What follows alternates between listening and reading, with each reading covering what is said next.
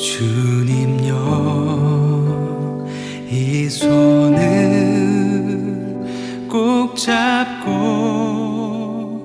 가소서.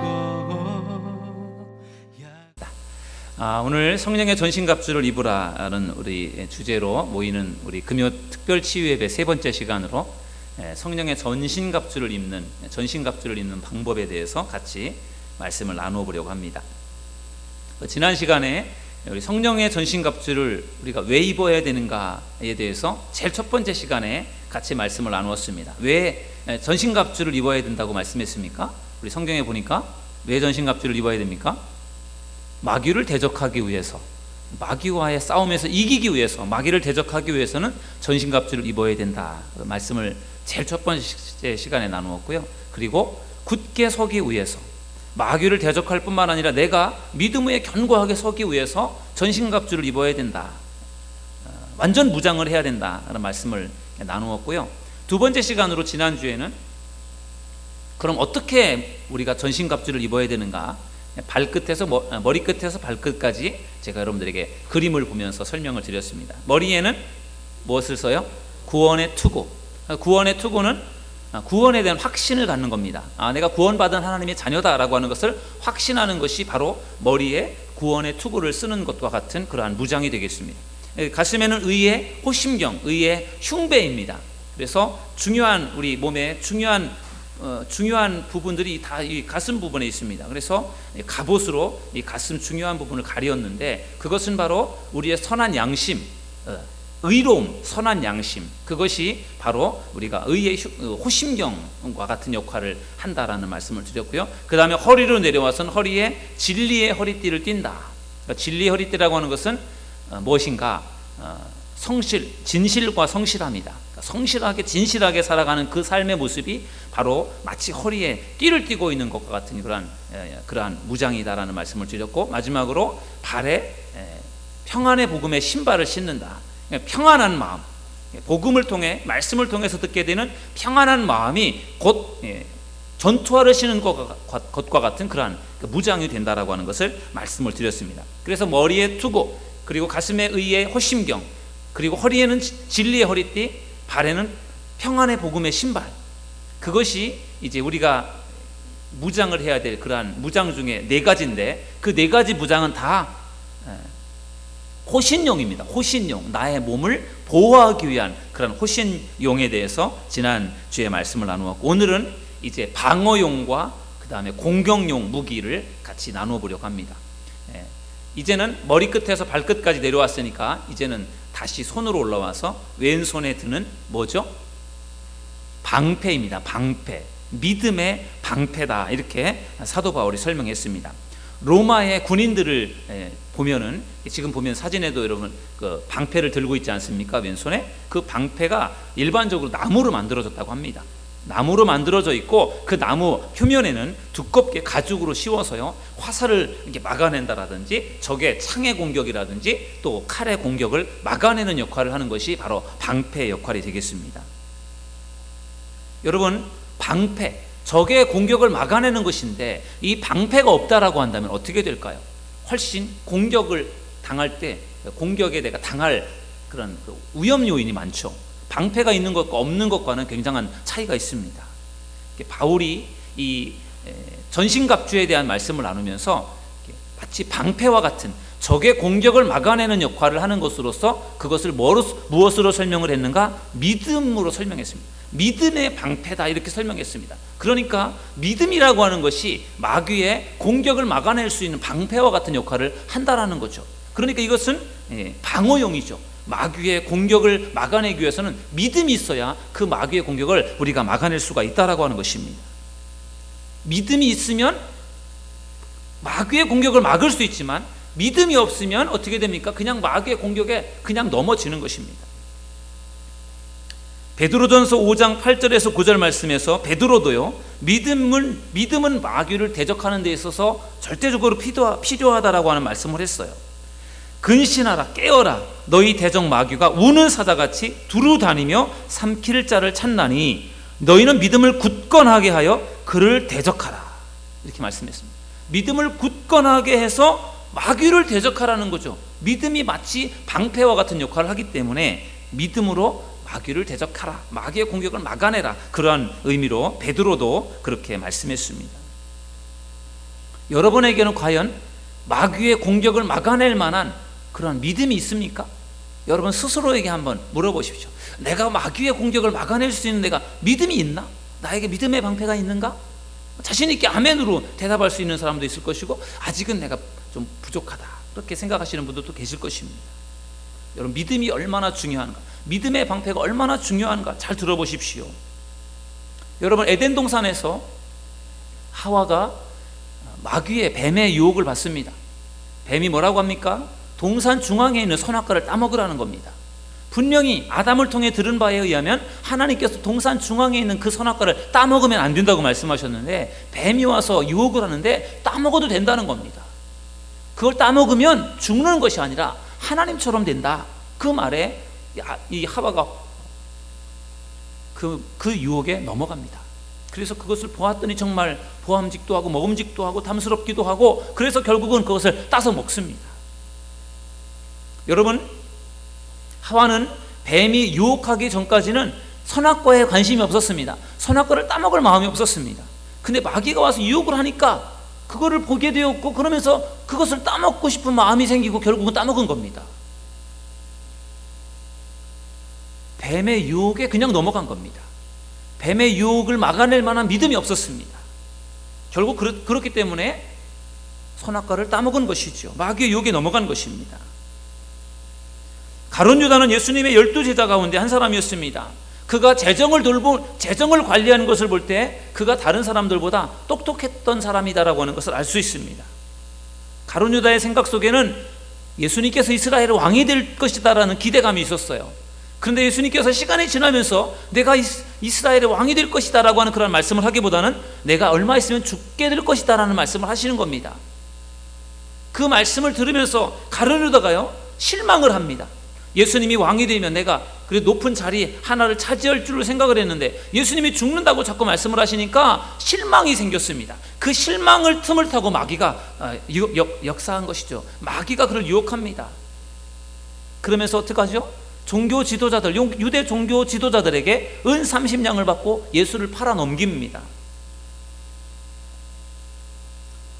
유혹 앞에서, 실망감 앞에서 결국은 그는 넘어지고 말았습니다. 왜 그렇습니까? 믿음의 방패가 없었습니다. 믿음의 방패로 막아냈어야 되는데 막아낼 만한 그러한 방어가 안 되기 때문에 결국은 마귀의 유혹에 그냥 넘어져 버린 것입니다. 여러분, 욥은 동방의 의인이고 믿음의 사람이었습니다. 하나님이 그를 칭찬하고 인정을 할 때 옆에 있던 마귀가, 그때는 족장 시대였으니까 마귀도 있었고 하나님과 같이 대화를 나누는 그런 분위기들이 나옵니다.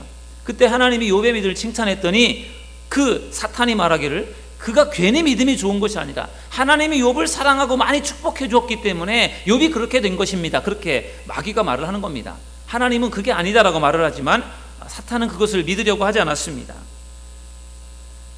하나님은 욥의 믿음이 그가 받은 축복과 상관이 없다라고 말하지만 마귀는 그것이 상관이 있다라고 말을 합니다. 그래서 마귀가 생각할 때는 욥이 가지고 있는 축복을 다 빼앗아 버린다면 분명히 욥은 하나님을 배반하고 말 것입니다. 그렇게 생각했던 겁니다. 그래서 하나님께서 마귀에게 사탄을 그 욥을 맡깁니다. 그래, 생명만을 건드리지 말고 너가 한번 내 마음대로 한번 해봐라. 그렇게 해서 마귀가 욥을 시험하지 않습니까? 욥의 재물을 다 빼앗아가 버렸습니다. 동방의 부자라고 했던 욥의 재산이 하루아침에 다 없어져 버렸습니다. 욥의 10명의 아들, 딸, 자식들이 다 하루아침에 죽었습니다. 그리고 욥에게는 심각한 질병이 생겼습니다. 악창이 생겼습니다. 재물의 어떤 시험, 그리고 자식들 가정의 시험, 그리고 건강의 시험, 모든 것이 다 정말 집중적으로 그에게 밀려왔습니다. 그런 상황 속에서도 욥은 하나님을 신뢰했어요. 하나님을 버리지 않았습니다. 끝까지 믿음을 지켰습니다. 그것이 바로 욥의 믿음이에요. 마귀가 어떠한 방법으로 욥을 공격하고 시험했지만 그것을 다 막아낼 수 있을 만큼의 욥의 믿음이 있었던 것입니다. 여러분, 이것이 바로 믿음의 방패입니다. 과연 여러분들은 어떻습니까? 여러분, 하나님이 첫 번째로 만들어 주셨던 피조물인 하와 아담도 마귀의 유혹에 넘어갔습니다. 예수님의 12명의 제자 가운데 한 사람이 된다라는 것이 얼마나 그것이 어려운 일이고 얼마나 영광스러운 일입니까? 많고 많은 사람들 중에 추리고 추려서 12명의 제자를 뽑았는데 그 중에 한 사람이 가룟 유다예요. 가룟 유다가 우리보다 못할 것 같습니까? 훨씬 낫습니다. 그런데 그도 역시 마귀의 유혹에 넘어갔습니다. 여러분, 여러분의 믿음의 방패를 견고하게 만들어갈 수 있기를 주님의 이름으로 간절히 축원합니다.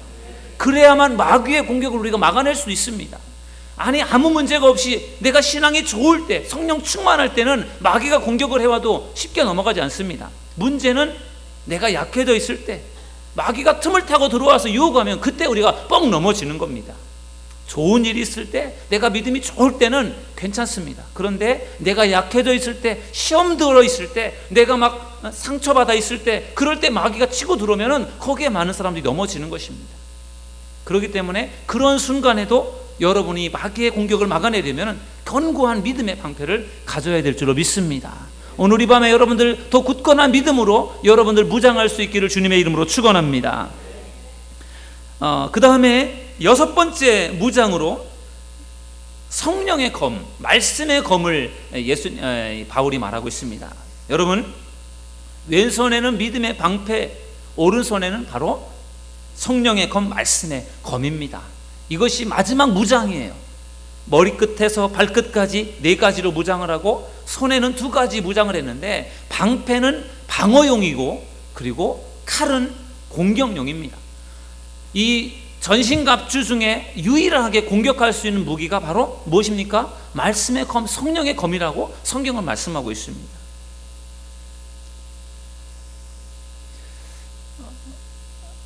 요즘에 제가 좀 이렇게 가깝게 지내는 그 목사님들하고 가끔 탁구를 칩니다. 제가 탁구를 좀 좋아하거든요. 탁구를 치는데 탁구를 쳐보면은 공격형으로 탁구를 치는 분이 있고 수비형으로 탁구를 치는 사람이 있어요. 그러니까 저는 주로 공격형입니다. 드라이브를 하고 뭐 커트를 하면서 이렇게 탁구를 치는데 공격형 스타일과 수비형 스타일이 탁구를 치면 경기를 하면은 누가 이기느냐 하면은요 대부분 공격형의 스타일이 이깁니다. 왠지 아십니까? 공격을 해야 이길 수가 있어요. 수비만 해서는 사실 이기는 것이 어려워요. 수비만 해도 이길 수가 있긴 하죠. 언제 이길 수 있느냐? 공격하는 사람이 실수를 할 때, 그때 수비형이 이기는 겁니다. 대부분의 경우는 그래서 대부분 공격형으로 하는 사람이 이기게 되어 있습니다. 여러분, 마찬가지입니다. 우리가 전신갑주를 입는 것도 우리가 수비만으로 해서는 마귀를 이길 수가 없어요. 마귀의 공격을 막아낼 수는 있을지 몰라도 마귀를 대적해서 마귀를 죽이고 물리치기 위해서는 우리가 어떻게 공격형 무기를 가져야 되는데 그것이 무엇인가? 바로 성령의 검이다. 성경 말씀의 검이다라고 그렇게 말씀해 주고 있습니다. 전투를 할 때에도 마찬가지입니다. 수비만 해서는 이길 수가 없기 때문에 공격을 해야만 된다라는 거죠. 그래서 사도 바울이 지금까지는 호신용과 방어용 무기에 대해서 설명을 하다가 이제 마지막에 가서는요 6번째 무기로 공격형 무기로 바로 이 소개하는 것이 바로 말씀의 검입니다. 히브리서 기자도 하나님의 말씀의 능력에 대해서 날선 검으로 표현했습니다. 히브리서 4장 12절에 보면 하나님의 말씀은 살아있고 활력이 있어 좌우의 날선 어떤 검보다도 예리하여 혼과 영과 및 관절과 골수를 찔러 쪼개기까지 한다라고 말씀하고 있어요. 하나님의 말씀이 좌우의 날선 어떤 검보다도 예리하다라는 것이죠. 여러분, 말씀의 검을 잘 사용해서 마귀의 공격을 물리쳤던 대표적인 분이 바로 예수님이시죠. 예수님께서 공생애를 시작하시면서 40일 금식 기도를 하셨습니다. 그리고 나서 마귀가 예수님을 공격했습니다. 시험했습니다. 제일 처음에 배고픈 예수님에게 와서 돌덩이가 떡덩이가 되게 해봐라. 그렇게 마귀가 시험을 했습니다. 여러분, 하루만 굶어도 너무너무 배가 고프고 정말 힘든데 한 2, 3일 금식을 하면은요 막 정말 통닭이 막 떠다니는데 40일 동안을 금식했으니까 얼마나 배가 고팠겠습니까? 그런데 그 앞에서 먹는 이야기를 하고 돌을 떡덩이로 만들어 보라고 그렇게 마귀가 간교하게 예수님을 유혹했습니다. 육신의 정욕에 대한 유혹이었습니다. 사람이 가장 넘어지기 쉬운 3가지 그러한 유혹 중에 첫 번째 육신의 정욕으로 예수님을 유혹한 겁니다. 예수님께서 말씀으로 물리쳤습니다. 신명기에 나오는 사람이 떡으로만 살 것이 아니요 오직 하나님의 입에서 나오는 말씀으로 살아야 된다라고 하는 그 하나님의 말씀을 가지고 그 마귀의 공격을 물리쳤습니다. 그러니까 마귀가 두 번째로 예수님을 또 시험했습니다.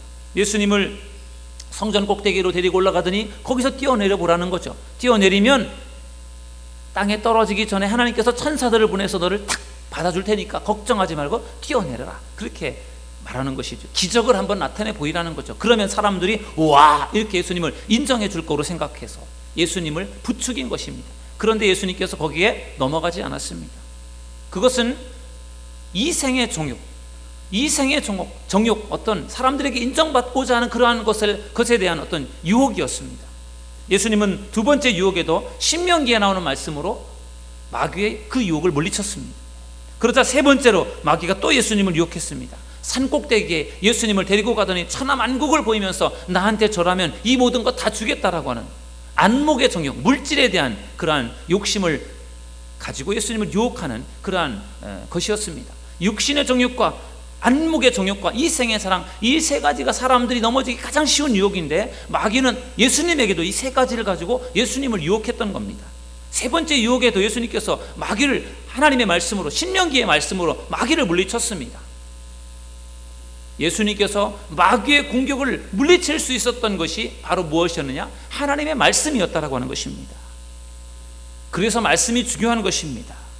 여러분, 우리가 하나님의 말씀을 듣는 것이 왜 중요합니까? 말씀을 읽고 말씀을 배우는 것이 왜 중요합니까? 중요한 성경 구절을 암송하는 것이 왜 중요합니까? 그것이 무기이기 때문인 줄로 믿습니다. 우리가 말씀을 가지고 있어야 마귀의 공격을 우리가 물리칠 수가 있어요. 그것이 바로 공격형 무기입니다. 여러분, 오늘 이 밤에 여러분의 마음속에 정말 여러분의 심령 가운데 하나님의 말씀으로 무장하기로 다시 한번 결단할 수 있는 귀한 마음이 되기를 주님의 이름으로 축원합니다. 마지막으로 한 가지 더 보겠습니다. 마지막으로는 기도입니다. 여러분, 사도 바울이 전신갑주에 대한 6가지 무기를 설명했습니다. 머리에는 구원의 투구, 가슴에는 의의 호심경, 의의 흉배, 허리에는 진리의 허리띠, 발에는 평안의 복음의 신발, 왼손에는 믿음의 방패, 오른손에는 말씀의 검, 이렇게 6가지 무장에 대해서 설명을 하고 나서 마지막에 가서 기도에 대해서 말씀을 합니다. 기도는 사실 이 전신갑주에 들어가는 것은 아니에요. 그런데 이 7번째 이 무기가 기도라고 말할 수 있는 중요한 이유는 이 전신갑주를 무장하는 데 있어서 무엇보다 중요한 것이 기도예요. 기도를 통해 전신갑주를 강하게 할 수 있다라고 하는 점에서 이 사도 바울이 7번째로 기도에 대한 부분, 기도와 간구에 대한 것을 말씀하고 있는 것입니다. 오늘 이 밤에도 우리가 전신갑주를 말씀을 듣고 우리가 기도해야 되는데 왜 우리에게 기도가 중요한가 하면은 우리가 전신갑주를 철저하게 입기 위해서 무엇보다도 중요한 것이 바로 기도이기 때문인 줄로 믿습니다. 오늘 이 밤에 여러분들이 기도하시면서 하나님, 내가 전신갑주를 철저하게 입기를 원합니다. 기도하면서 하나님 앞에 빚을 때 하나님께서 여러분들을 더욱더 강하게 전신갑주로 입혀주실 줄로 믿습니다. 예수님께서 부재 중일 때 어떤 사람이요 귀신 들린 아이를 데리고 왔습니다. 예수님이 없으니까 제자들이 어떻게든지 고쳐보려고 했습니다. 그러나 아무리 붙들고 기도를 하고 아무리 노력해도 귀신을 쫓아내지 못했습니다. 다행히도 얼마 후에 예수님께서 오셨습니다. 예수님께서 즉시 그 아이를 괴롭히는 귀신을 예수님께서 물리쳐 주셨습니다.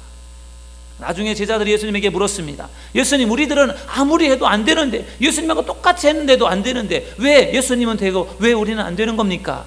그럴 때 예수님께서 뭐라고 하셨죠? 기도 외에는 이런 종류가 나갈 수 없느니라. 예수님께서 그렇게 말씀하셨어요. 기도의 중요성, 예수님께서 말씀해 주셨던 겁니다. 예수님과 제자들의 차이점이 무엇이었느냐? 기도에 있었다라고 하는 것입니다.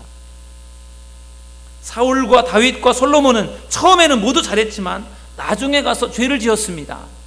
나중에 가서 타락했습니다. 그렇기 때문에 중요한 것은 끝까지 잘하는 것인데, 끝까지 잘하는 데 있어서 중요한 것은 하나님과 항상 동행하는 삶임을 여러분들 믿으시기를 주님의 이름으로 축원합니다. 처음에 잘할 수 있습니다. 몇 번 잘할 수 있습니다. 그런데 끝까지 잘하는 것은, 그것은 아무나 할 수 있는 것이 아닙니다. 내 힘만으로 되는 것이 아니에요. 하나님의 도움이 절대적으로 필요해요. 하나님과 동행해야만 끝까지 승리할 수 있고, 끝까지 하나님과 함께 해야만 승리의 그런 축복을 누릴 수가 있는 것입니다. 그렇기 때문에 우리가 기도가 중요한 것입니다. 저는 지난주에 그리고 이번 주에 2번에 걸쳐서요, 전신갑주를 입는 것이 어떻게 입는 것인지에 대해서 말씀을 여러분들에게 드렸습니다. 머리끝에서 발끝까지, 그리고 양손에 우리가 무장해야 되는 것 6가지와 그리고 거기에 더하기 기도, 이것이 바로 우리가 성령의 전신갑주를 입는 것입니다. 여러분에게 부족한 것이 무엇입니까? 여러분 과연 머리에 구원의 투구, 그 위에 흉배, 가슴에, 허리에 진리의 허리띠, 그리고 발에 평안의 복음의 신발, 그리고 손에 믿음의 방패와 그리고 말씀의 검, 기도로 여러분들은 과연 얼마나 무장이 되어 있습니까? 오늘 이 밤에 여러분들에게 부족한 것이 무엇인지를 하나님 앞에 기도하십시오. 그리고 기도하면서 부족한 부분이 채워질 수 있도록 하나님의 은혜를 구하시기 바랍니다. 우리가 성령의 전신갑주를 입어야만 마귀를 이길 수 있어요. 성령의 전신갑주를 입어야만 우리가 굳게 설 수 있습니다. 입지 않으면 마귀와의 싸움에서 질 수밖에 없고 우리가 설 수가 없다라는 거죠. 그렇기 때문에 우리가 이 세상에서 살아가는 동안에 이 전신갑주를 입는 것이 너무너무 중요한 문제입니다. 오늘 이 밤에 여러분들 기도하시면서 하나님, 나의 부족함이 무엇입니까? 하나님, 나의 부족함을 채워주시고 전신갑주를 입혀주십시오. 간절히 기도할 때 하나님께서 여러분에게 귀한 은혜를 주실 줄로 믿습니다. 오늘 이 밤에 찬양하며 기도하면서 하나님 앞에 기도하실 때 하나님이 여러분들에게 전신갑주를 분명히 입혀주실 줄로 믿습니다. 그러한 축복이 오늘 이 밤에 여러분에게 있기를 주의 이름으로 축원합니다. 기도하겠습니다.